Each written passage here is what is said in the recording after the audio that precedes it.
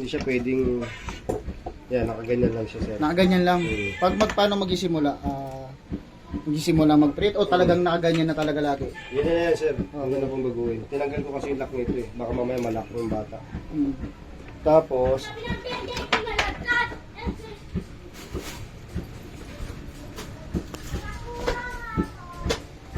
Alam ko na.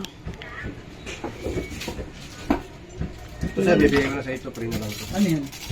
Ito yung pang maintenance mo. Pag naubos lang, bilhin na ulit ako. Opo, hindi ko lang ito. Ayun, saksak. Wait me. Yan, kunwari sir, ano, tapos mo na gamitin. Okay. Tapos mo na siya gamitin. Okay. Saksak mo.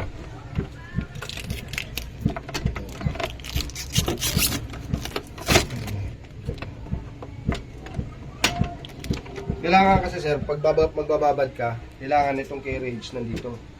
Open mo gitna? lang siya. Yung sa gitna? Nandito. Kasi hindi mo maitutulak na nakalak yun. Kailangan pa Pag gumalaw yan sir, pakaliwa, bunutin mo rito sa likod. Printer lang ang gamitin, kuya. Apo. Kailangan pa ano ko muna. Apo. I-ano ko muna. Lagyan ko muna ng power. Ang maintenance ng printer sir, ito. Para tumagal yung head mo. Ito sir, capping. Lalagyan mo niyan. Wait lang po, asan po yun? Ito. Ayun. Yung capping na yan, lalagyan mo nito. Kunwari, mga sa isang beses na sa isang linggo, pagka gamit na gamit, yan. Ayan, Tapos, ganyan lang yan. Opo. Hintayin mo yan, sir, yung puti niyan, umangat. May puting angat yan, sir, itong puti. Ito kasi nakakabara. Okay. Pag angat yan, sir, bigyan kita ng space. Okay. Pag angat naman yan, Ilawan mo ko. pag angat yan, pag angat ng puti, sir, ito naman, gamitan mo na itong syringe, sir. Ilalagay mo rito. Pag angat ng puti. Pag angat ng puti, higupin mo naman ngayon. Ayun, nahigop, di ba? Ganun lang sir paglinis sa maintenance ng ano ng printer. Mga 3 beses na ganun sir ha. 3 beses, hanggat may puti. Mga 5 minutes pangatin mo muna yung puti. Itong puti na to, kasi ito yung pinakamatapang sa lahat eh.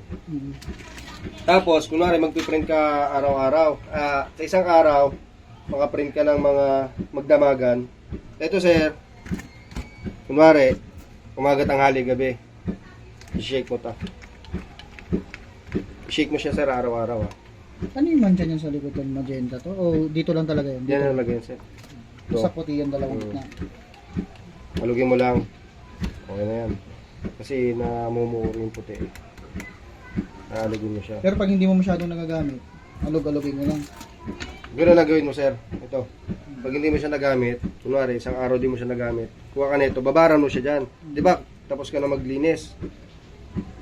Punuin mo to. Punuin mo to ulit. Yan. Diba? Puno na yan sir. Babalik mo naman tong carriage dito. Pero kailangan sir nakapatay ha. Babalik mo siya ng carriage dyan. Yan, nakaganyan. Babalik mo siyang ganyan. Nakababad na yung head sa ilalim niyan. Huwag mo siya higupin dito sir ha.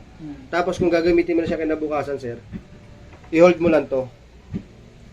Naka-green to, stay. Basta pag hindi mo siya nagamit ng isang araw. Standby po ito, green. I-hold mo to ng matagal. Habang hindi to nag-blink, huwag mong bibitawan. Pag nag-blink yan sir, mag-cleaning kusa yan. Para yung head niya. Pag pagka ganun mo rito, lalagyan mo na yung saksakan. Opo. Okay. I-click pagka, kunwari, pagbabad mo, i-cleaning mo siya, kinabukasan. Kasi yung head niyan, ito ang laman, papasok sa loob mo. Okay.